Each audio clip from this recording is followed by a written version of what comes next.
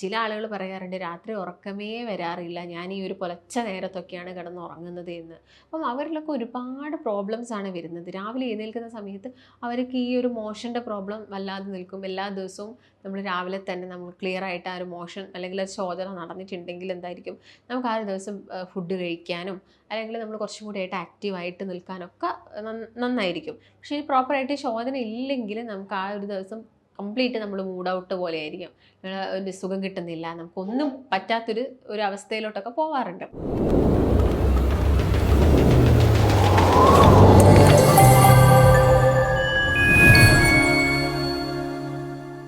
നമസ്കാരം, ഞാൻ ഡോക്ടർ ഭാഗ്യ, Q&B health കെയറിലെ Ayurveda ഡോക്ടറാണ്. നല്ലൊരു ഉറക്കം അല്ലെങ്കിൽ പ്രോപ്പറായിട്ടുള്ളൊരു ഉറക്കം കിട്ടാത്ത ഒരുപാട് ആളുകളുണ്ട്. ഇന്നത്തെ ഒരു ജനറേഷനൊക്കെ എടുത്ത് നോക്കുകയാണെങ്കിൽ അവർ പ്രോപ്പറായിട്ടൊരു സമയത്ത് കിടന്നുറങ്ങാറേ ഇല്ല. അല്ലെങ്കിൽ അവർ പോയി കിടന്നാലും അവരുടെ കൂടുതൽ സമയം അവർ സ്പെൻഡ് ചെയ്യുന്നത് അവരുടെ ഫോണുകളിലോ അല്ലെങ്കിൽ ഗാഡ്ജറ്റ്സുകളിലോ ഒക്കെ ആയിരിക്കാം. ഇതിൻ്റെ ഭാഗമായിട്ടൊക്കെ ഒരുപാട് പ്രശ്നങ്ങൾ ഇന്നത്തെ സമൂഹത്തിനുണ്ട്. ഒരുപാട് ആളുകൾ എടുത്ത് നോക്കുകയാണെങ്കിൽ അവർക്ക് തലവേദന, അല്ലെങ്കിൽ അവർക്ക് നെക്സ്റ്റ് ഡേ ആവുന്ന സമയത്ത് പ്രോപ്പറായിട്ടുള്ള ഒരു ശോധന കിട്ടുന്നില്ല, ക്ഷീണമാണ്, ഒന്നിനോടൊരു ഇൻട്രസ്റ്റ് ഇല്ല, എപ്പോഴും ഇങ്ങനെ ഡള്ളായിട്ടിരിക്കുക എന്ന് പറയുന്ന ഒരുപാട് ആളുകളുണ്ട്. അപ്പോൾ നിങ്ങൾ കറക്റ്റായിട്ട് കൃത്യമായിട്ടൊന്ന് നല്ലൊരു ഉറക്കം ഉറങ്ങുകയാണെങ്കിൽ നിങ്ങൾക്ക് ഈ പ്രശ്നങ്ങളൊന്നും ഉണ്ടാവില്ല. ഒരുപാട് ആളുകൾ പറയാറുണ്ട്, ഞാൻ നന്നായിട്ട് കിടന്ന് ഉറങ്ങിയപ്പം എനിക്കിന്ന് കുറച്ചൊരു ഫ്രഷ്നെസ് അല്ലെങ്കിൽ കുറച്ചുകൂടി ഒരു എനർജി നന്നായിട്ട് കിട്ടി, ഞാൻ കുറച്ചും കൂടി ആക്റ്റീവാണ് എന്നൊക്കെ പറയുന്ന ആളുകളുണ്ട്. അപ്പോൾ ചില മെഡിക്കേഷൻസ് ഒക്കെ ഒരുപാട് കാലമായിട്ട് എടുക്കുന്ന ആളുകളൊക്കെ ആണെങ്കിൽ അവർക്ക് ഈ ഉറക്കത്തിലൊക്കെ ഇംപ്രോപ്പറായിട്ട് മാറാറുണ്ട്. അതുപോലെ തന്നെ ഇപ്പം പ്രായമായുള്ള ആളുകൾ എടുത്തു നോക്കുകയാണെങ്കിൽ അവർക്ക് പണ്ടത്തെ പോലെ ഒരു 8 മണിക്കൂർ അല്ലെങ്കിൽ ഒരു 7 മണിക്കൂറൊക്കെ അവർക്ക് ഉറങ്ങാൻ കുറച്ച് പാടായിരിക്കും. അവർ ചിലപ്പോൾ ഇൻ ബിറ്റ്വീൻ ഉറക്കത്തിൻ്റെ ഏതെങ്കിലും ഒരു സമയത്ത് എണീറ്റ് പോകുക, അല്ലെങ്കിൽ സൗണ്ട് കേട്ടിട്ടൊക്കെ എണീറ്റ് പോയി കഴിഞ്ഞാൽ പിന്നെ അവർക്കൊന്ന് ഉറങ്ങി വരാൻ നല്ല ബുദ്ധിമുട്ടാണ്. ഇതൊക്കെ വളരെ കോമൺ ആയിട്ട് ആളുകൾ പറയുന്ന കുറച്ച് കാര്യങ്ങളാണ്. അപ്പോൾ നമുക്ക് എല്ലാവർക്കും അറിയാം, നമ്മുടെ ബോഡിയിൽ ഈ ഒരു സ്ലീപ്പ് വേക്കപ്പ് സൈക്കിൾ ഉണ്ട്. അപ്പോൾ ഇതെല്ലാം കറക്റ്റായിട്ട് മെയിൻറ്റെയിൻ ചെയ്ത് പോവുകയാണ്. ഇപ്പോൾ നോർമലി നിങ്ങളിപ്പോൾ ഒരു സമയത്ത് കിടന്ന് ഉറങ്ങുന്ന ഒരു വ്യക്തിയാണ്, എന്നിട്ട് രാവിലെ ഒരു പെർട്ടിക്കുലർ ടൈമിൽ എഴുന്നേൽക്കുന്നുണ്ടെന്ന് വരിക. ഈ ഒരു കിടന്നുറങ്ങുന്ന സമയത്തിലൊരു ചേഞ്ചസ് വന്നു. അപ്പം നമുക്ക് എന്തെങ്കിലും ഒരു ആവശ്യത്തിൻ്റെ ഭാഗമായിട്ട് ആ ഒരു വേറെ സ്ഥലത്ത് നമ്മൾ പോകുന്നുണ്ടെങ്കിലൊക്കെ ചിലപ്പോൾ ഉറക്കം ആ പ്രോപ്പർ ടൈമിൽ നമുക്ക് ഉറങ്ങാൻ പറ്റിയിട്ടില്ലെങ്കിൽ പിന്നെ എല്ലാ ദിവസവും നമുക്ക് ആ ഒരു സമയത്ത് ഉറക്കം വരണമെന്നില്ല. അല്ലെങ്കിൽ നമ്മളെ ബോഡിക്ക് അമിതമായിട്ടുള്ള ക്ഷീണമോ നമുക്ക് ആ ജോലീൻ്റെ ഭാഗമായിട്ടൊക്കെ നമ്മൾ കിടന്നുറങ്ങണം. ഇല്ലെങ്കിൽ നമുക്ക് ആ ഒരു ടൈമിൽ അവിടെ വീണ്ടും ചേഞ്ചസ് വന്നു.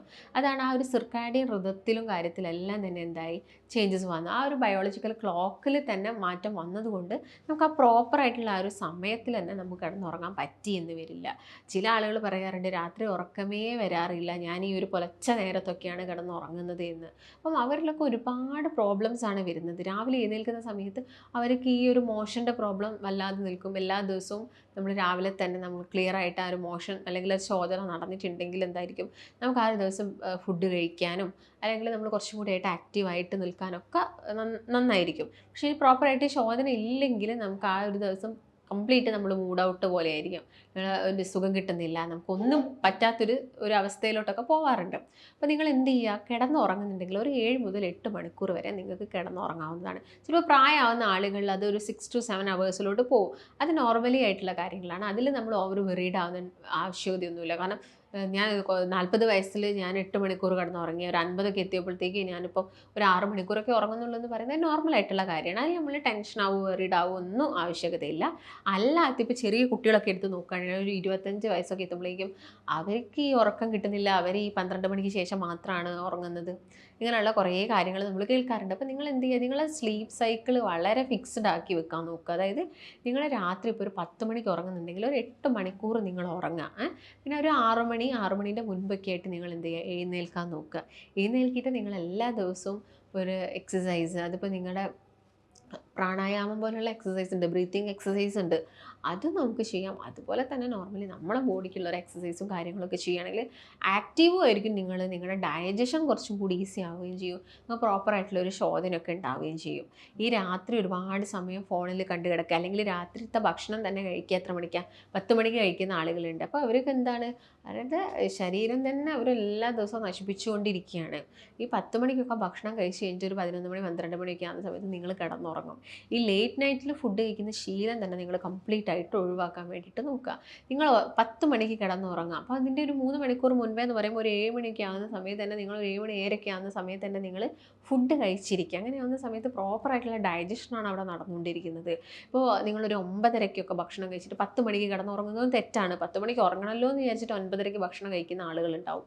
അപ്പം അതും നമ്മൾ ചെയ്യുന്ന വലിയൊരു മിസ്റ്റേക്കാണ്. കാരണം നമ്മൾ ഉറങ്ങിക്കഴിഞ്ഞാലാണ് നമ്മുടെ ബോഡിക്കൊക്കെ റെസ്റ്റ് കിട്ടുന്നത്, നമ്മുടെ ഓർഗൻസിനൊക്കെ റെസ്റ്റ് കിട്ടുന്നത്.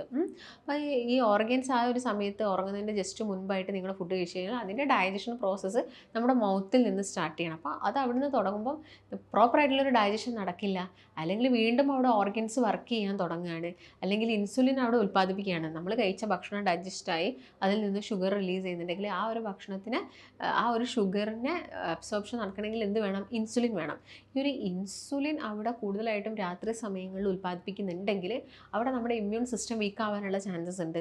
അപ്പം ഈ ഒരു ചെയിൻ നമ്മൾ പ്രത്യേകം ശ്രദ്ധിക്കണം. അതുകൊണ്ടാണ് എല്ലാവരും പറയുന്നത് എന്ത്, നിങ്ങൾ 10 മണിക്ക് മുൻപായിട്ട് ഭക്ഷണം കഴിക്കാം, അതൊരു 3 മണിക്കൂർ മുമ്പായിട്ട് കഴിച്ചിരിക്കണം. നന്നായിട്ട് ഭക്ഷണം കഴിച്ച് ചവച്ചരച്ച് വെള്ളമൊക്കെ കുടിച്ചിട്ട് നിങ്ങൾ കുറച്ച് സമയം ഇരുന്ന് നിങ്ങളുടെ വർക്കുകളും കാര്യങ്ങളൊക്കെ കഴിഞ്ഞിട്ട് 10 മണിയൊക്കെ ആകുമ്പോഴത്തേക്ക് കിടന്നുറങ്ങുക. ഇതിൻ്റെ കംപ്ലീറ്റ് റെസ്റ്റാണ്. നമ്മുടെ ബോഡിക്ക് കംപ്ലീറ്റ് ആയിട്ടുള്ള റെസ്റ്റും കാര്യങ്ങളും കൊടുത്ത് രാവിലെ ഒരു 6 മണിയൊക്കെ ആകുമ്പോൾ തന്നെ എഴുന്നേൽക്കാൻ വേണ്ടിയിട്ട് പറയുന്നത്. അപ്പോൾ ഇത് ഉറക്കം കിട്ടാത്ത ഒരുപാട് ആളുകളുണ്ട്. ചിലപ്പോൾ മെഡിക്കേഷൻസിൻ്റെ ഭാഗമായിട്ട് ഉറക്കം കിട്ടാത്ത ആളുകളുണ്ട്.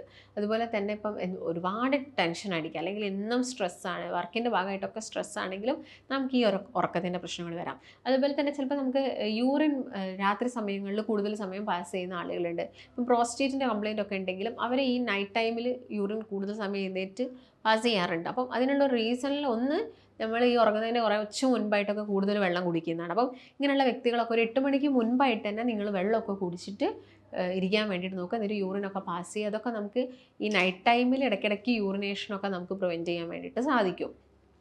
അപ്പോൾ നോർമലി ഉള്ള ആളുകളൊക്കെ ആണെങ്കിലും 9 മണിക്ക് മുൻപായിട്ടൊക്കെ നിങ്ങൾ വെള്ളമൊക്കെ കുടിച്ച് എല്ലാം നോക്കാൻ വേണ്ടിയിട്ട് ശ്രദ്ധിക്കണം. അതുപോലെ തന്നെ ഹെവി ഫുഡുകൾ രാത്രി കഴിക്കാതിരിക്കുക. കഴിവതും ലൈറ്റ് ആയിട്ടുള്ള ഭക്ഷണങ്ങൾ കഴിച്ചാൽ പെട്ടെന്ന് തന്നെ ഡൈജഷനും കാര്യങ്ങളൊക്കെ നടക്കും. ഈ ബിരിയാണി അല്ലെങ്കിൽ ഈ പൊറോട്ട ഐറ്റംസൊക്കെ നിങ്ങൾ രാത്രി കഴിക്കുന്ന ആളുകളാണെങ്കിലും നിങ്ങൾക്ക് ഉറക്കമൊക്കെ ലേറ്റ് ആവാനുള്ള ചാൻസസ് ഉണ്ട്. അപ്പോൾ നൈറ്റ് ഫുഡ് എന്ന് പറയുന്നത് എപ്പോഴും ലൈറ്റ് ആയിട്ടുള്ള എന്തെങ്കിലും കഞ്ഞിയോ അല്ലെങ്കിൽ നോർമലി ചോറൊക്കെ കഴിക്കുന്നുണ്ടെങ്കിലും അത് നേരത്തെ വളരെ കുറച്ച് ചെറിയൊരു എമൗണ്ടിൽ കഴിക്കാൻ നോക്കുക. പിന്നെ ഉറങ്ങുന്നതിൻ്റെ തൊട്ട് മുൻപായിട്ട് ഈ ചായ, കോഫി, ബിവറേജസുകൾ കാര്യങ്ങളൊക്കെ കംപ്ലീറ്റ് ആയിട്ട് ഒഴിവാക്കുക. ആൽക്കഹോൾ യൂസ് ചെയ്യുക അല്ലെങ്കിൽ കഫീൻസ് കൂടുതലായിട്ട് യൂസ് ചെയ്യുന്നതൊക്കെ നമ്മുടെ ഉറക്കത്തിന് എന്ത് ചെയ്യും? അവിടെ സപ്രസ് ചെയ്യും. അപ്പം ആ കാര്യങ്ങൾ നിങ്ങളൊന്ന് പ്രത്യേകം ശ്രദ്ധിക്കാൻ വേണ്ടിയിട്ട് നോക്കുക. പിന്നെ അതുപോലെ തന്നെ നിങ്ങൾ രാത്രി ഉറങ്ങുന്നത് ജസ്റ്റ് മുൻപായിട്ട് ഒന്ന് കുളിക്കുക, ഒന്ന് ബോഡി വാഷ് ചെയ്യുക. തല കുളിക്കണം എന്ന് പറയുന്നില്ല, നിങ്ങൾ ജസ്റ്റ് ഒന്ന് ബോഡി വാഷും കാര്യങ്ങളൊക്കെ ചെയ്യുക. അതുപോലെ തന്നെ നിങ്ങളുടെ റൂം കുറച്ചും കൂടി നമ്മുടെ ബോഡി ടെമ്പറേച്ചറിനേക്കാളും കുറച്ചും കൂടി ഒന്ന് കൂളാക്കിയിട്ട് നമ്മുടെ റൂം വെക്കുക. പിന്നെ നമ്മുടെ റൂം എപ്പോഴും ഒരു നീറ്റ് ആൻഡ് ക്ലീൻ ആയിരിക്കുന്ന സമയത്ത് നമുക്ക് അവിടെ പോയിട്ട് കിടക്കാനും ഉറങ്ങാനും ഒക്കെ കുറച്ചും കൂടി ഒരു കംഫർട്ടായിരിക്കും. നിങ്ങൾ ഈ വാരി വലിച്ച് എല്ലാം ഒരു റൂമിൽ കൊണ്ട് വാരി വലിച്ചിട്ട് കഴിഞ്ഞാൽ നമുക്ക് അവിടെ നിന്ന് ഒരു നെഗറ്റീവ് എനർജിയാണ്, നമുക്ക് അവിടെ ഒരു സുഖമില്ല. ആ അറ്റ്മോസ്ഫിയർ എന്തായിരിക്കണം? നമുക്ക് ഓക്കെ ആയിരിക്കണം, പെർഫെക്റ്റ് ആയിരിക്കണം. അപ്പോൾ അങ്ങനെയുള്ള കാര്യങ്ങളൊക്കെ ചെയ്യുക. പിന്നെ ഭക്ഷണങ്ങളൊക്കെ ആണെങ്കിലും കൂടുതൽ സ്വീറ്റ് ആയിട്ടുള്ള ഐറ്റംസ് രാത്രി കഴിക്കാതിരിക്കുക. പിന്നെ വെള്ളം നന്നായിട്ട് കുടിച്ചിരിക്കണം. ഈ ഉറങ്ങുന്നതിന് മുൻപായിട്ട് നിങ്ങൾ വെള്ളമൊക്കെ കുടിച്ച് സെറ്റായിരിക്കണം. പിന്നെ ഫോൺ യൂസ് ചെയ്യുക. നൈറ്റിൽ പോയിട്ട് ബെഡിൽ പോയിട്ട് കിടന്നിട്ട് ഫോൺ കണ്ട് കണ്ട് കണ്ട് കണ്ട് കണ്ണിന് ക്ഷീണം വന്നിട്ടാണ് ഒട്ടുമിക്ക ആളുകളും കിടന്നുറങ്ങുന്നത്. അങ്ങനെയുള്ള ശീലമൊക്കെ ഉള്ള ആളുകളാണെങ്കിൽ ആ പരിപാടികളൊക്കെ കഴിവതും ഒഴിവാക്കാൻ വേണ്ടിയിട്ട് നോക്കുക. പിന്നെ എക്സസൈസ് നിർബന്ധമായിട്ട് ചെയ്യുക. എക്സസൈസ് ചെയ്യുന്ന സമയത്ത് തന്നെ നമ്മുടെ ബോഡിക്ക് അത്യാവശ്യം മൂവ്മെൻറ്റ്സും കാര്യങ്ങളൊക്കെ കിട്ടുമ്പം തന്നെ നമ്മുടെ ശരീരത്തിന് ചെറിയൊരു രീതിയിലുള്ള ക്ഷീണങ്ങളും കാര്യങ്ങളും വരുമ്പം തന്നെ നമുക്ക് ഓട്ടോമാറ്റിക്കലി ഉറക്കം വന്നോളും. രാത്രിയൊക്കെ ആകുന്ന സമയത്ത് നമുക്ക് ഓട്ടോമാറ്റിക്കലി ഉറക്കം വന്നോളും. അതുപോലെ തന്നെ ബോഡീനെ കുറച്ചും കൂടി കൂളാക്കുന്ന പാലൊക്കെ ആണെങ്കിൽ നമുക്കൊരു ഗ്ലാസ് പാലൊക്കെ രാത്രി കഴിച്ചിട്ട് കിടന്നുറങ്ങുമ്പോൾ ഒക്കെ നമുക്ക് സുഖമായിട്ടുള്ളൊരു ഉറക്കവും കാര്യങ്ങളൊക്കെ കിട്ടും. അപ്പോൾ നമ്മൾ ക്ഷീണിച്ച് കിടന്നുറങ്ങുന്നതിനേക്കാളും നല്ലത് എന്താണ്? നമ്മൾ ഹെൽത്തി ആയിട്ടുള്ള ഫുഡ് കഴിച്ച് പ്രോപ്പറായിട്ടുള്ള എക്സസൈസൊക്കെ ചെയ്ത് വളരെ എനർജറ്റിക് ആയിട്ട് കാമായിട്ട് നമ്മൾ കിടന്നുറങ്ങുക. അതാണ് നമ്മുടെ ശരീരത്തിന് ഏറ്റവും വേണ്ടത്. അപ്പോൾ നിങ്ങൾ ഈ കാര്യങ്ങളൊക്കെ മെയിനായിട്ട് ഈ ഉറക്കം കിട്ടാത്ത ആളുകളാണെങ്കിൽ ഈ കാര്യങ്ങളൊക്കെ ശ്രദ്ധിക്കണം. പിന്നെ ഒരുപാട് കാലമായിട്ട് ഉറക്കം കിട്ടാത്ത ആളുകളാണെങ്കിൽ ചിലപ്പോൾ അതിൻ്റെ പുറകിൽ മറ്റെന്തെങ്കിലും റീസൺസിൻ്റെ ഭാഗമായിട്ടായിരിക്കും. ഈ ഡൈജഷൻ ഇങ്ങനെ ശരിയാവാത്ത ആളുകൾ അല്ലെങ്കിൽ IBS പോലെ പ്രശ്നമുള്ള ആളുകളൊക്കെ ആണെങ്കിലും അവർക്കും ഇങ്ങനെ കണ്ടിന്യൂസ് ആയിട്ടുള്ള ഒരു സ്ലീപ്പൊക്കെ കിട്ടാൻ ഇച്ചിരി ബുദ്ധിമുട്ടാണ്. അതുപോലെ തന്നെ ഞാൻ പറഞ്ഞു നേരത്തെ പ്രോസ്റ്റേറ്റിൻ്റെ എന്തെങ്കിലും പ്രശ്നം ഉണ്ടെങ്കിലും ഈ ഉറക്കം പ്രോപ്പർ ആവാതിരിക്കാം. അപ്പം അങ്ങനെ എന്തെങ്കിലും ബുദ്ധിമുട്ടുണ്ടോ എന്ന് നിങ്ങൾ ചെക്ക് ചെയ്യുക. അമിത വണ്ണുള്ള ആളുകൾക്കുള്ളൊരു മെയിൻ പ്രശ്നമാണ് എന്ത്? അവർ കിടന്നുറങ്ങുന്ന സമയത്ത് ഈ കൂർക്കം വലിക്കുന്നത്. ഈ കൂർക്കം വലിക്കുന്ന സമയത്ത് എന്തായിരിക്കും, അവരെ പെട്ടെന്ന് ആ ഒരു ബ്രീത്തിങ് അവിടെ പെട്ടെന്നൊന്ന് സ്റ്റോപ്പായി, ഒന്ന് ഹോൾഡായി, ഒരു ഓക്സിജൻ പെട്ടെന്ന് അവരോട് കുറയുന്നതിൻ്റെ ഭാഗമായിട്ട് അവരൊന്ന് അവിടെ സ്റ്റോപ്പാവും. കുറേ അവരിങ്ങനെ ശ്വാസം എടുത്തു അല്ലെങ്കിൽ ഇങ്ങനെ കൂർക്കം വലിച്ച് പെട്ടെന്ന് അവരങ്ങ് ഞെട്ടുമോ, അങ്ങനെ ഒരു സിറ്റുവേഷൻസ് ഉണ്ടാവും. ഈ സമയത്തും അവർക്ക് ഉറക്കത്തിന് ബുദ്ധിമുട്ടുണ്ടാകും. പിറ്റേ ദിവസം രാവിലെ എണീക്കുന്ന സമയത്ത് ഭയങ്കര ബുദ്ധിമുട്ടായിരിക്കും. അപ്പോൾ എന്ത് ചെയ്യുക, അവർ കൂടുതൽ സമയം കിടന്നുറങ്ങുക എപ്പോഴായിരിക്കുന്നത്, രാവിലെ തൊട്ട് ആ ഒരു 10 മണി വരെയൊക്കെ ഒരുപാട് സമയം അവർ കിടന്നുറങ്ങും, രാത്രിയൊന്നും പ്രോപ്പറായിട്ട് ഉറക്കം കിട്ടാത്തതിൻ്റെ ഭാഗമായിട്ട്. അപ്പോൾ അങ്ങനെ വെയിറ്റും കാര്യങ്ങളൊക്കെ ഉള്ള വ്യക്തികളാണെങ്കിൽ എന്ത് ചെയ്യണം, വെയിറ്റ് എന്താണെങ്കിലും കുറയ്ക്കണം. വെയിറ്റ് അല്ലെങ്കിൽ വയറ് ചാടിയിരിക്കുന്ന ആളുകളാണെങ്കിൽ വയറ് കുറയ്ക്കാനുള്ള കാര്യങ്ങൾ ചെയ്യുക. പ്രോപ്പറായിട്ടുള്ള ഡയറ്റും കാര്യങ്ങളൊക്കെ ഫോളോ ചെയ്യാം. പിന്നെ കൂടുതൽ ബോഡി ഹീറ്റാക്കുന്ന രീതിയിലുള്ള ഭക്ഷണങ്ങൾ കഴിവതും ഒഴിവാക്കുക. ഈ സ്പൈസസ്, അച്ചാറുകൾ, നോൺ വെജ് ഐറ്റംസൊക്കെ നിങ്ങൾ കഴിവതും ഒഴിവാക്കിയിട്ട് കുറച്ച് കൂളാക്കുന്ന ഈ പ്രോബയോട്ടിക്സും കാര്യങ്ങളും ഫ്രൂട്ട്സുകൾ ഒക്കെ നിങ്ങൾ ഉൾപ്പെടുത്തുക. ചിയാ സീഡ്സൊക്കെ അല്ലേ, അതൊക്കെ നിങ്ങൾ കൂടുതലായിട്ട് നിങ്ങളുടെ ഭക്ഷണത്തിൽ ഉൾപ്പെടുത്തുക. അപ്പോൾ നന്നാരയൊക്കെ ഇട്ടിട്ടുള്ള വെള്ളം കുടിക്കുകയാണെങ്കിൽ അതൊക്കെ നമ്മുടെ ബോഡി കുറച്ചും കൂടി ഒന്ന് കൂളാക്കാൻ വേണ്ടിയിട്ട് ഹെൽപ്പ് ചെയ്യും. അപ്പോൾ ഈ കാര്യങ്ങളൊക്കെയാണ് മെയിനായിട്ടും ഉറക്കം കിട്ടാത്ത ആളുകൾ ശ്രദ്ധിക്കേണ്ടതും പാലിക്കേണ്ടതുമായിട്ടുള്ളത്. പിന്നെ ഈ കുളിക്കാതിരിക്കുന്ന സമയത്തൊക്കെ ആണെങ്കിൽ നമുക്ക് ഉറക്കം കിട്ടാൻ ബുദ്ധിമുട്ടാണ്. ഉറങ്ങിയാൽ ചിലപ്പോൾ നമ്മൾ കൂടുതൽ സമയം കിടന്ന് ഉറങ്ങുകയും ചെയ്യും. അപ്പോൾ നിങ്ങൾ എന്ത് ചെയ്യുക, ഈ ഹെഡ് ബാത്തും കാര്യങ്ങളൊക്കെ പകൽ സമയത്തൊക്കെ എടുക്കാൻ വേണ്ടിയിട്ടൊക്കെ ശ്രദ്ധിക്കുക. ഓവർ ഓയിൽ മസാജും കാര്യങ്ങളൊന്നും ചെയ്യേണ്ട. നമുക്ക് ജസ്റ്റ് രാത്രി ഉറങ്ങുന്നതിന് മുൻപ് വേണമെങ്കിൽ ഈ ചെവിയുടെ ഭാഗങ്ങളിലൊക്കെ ചെറിയ ചെറിയ മസാജൊക്കെ കൊടുക്കുന്നത് നല്ലതാണ്. പക്ഷേ കൂടുതലായിട്ടും ഓയിൽ അപ്ലൈ ചെയ്തിട്ട് കൊടുക്കേണ്ട ആവശ്യകതയൊന്നുമില്ല.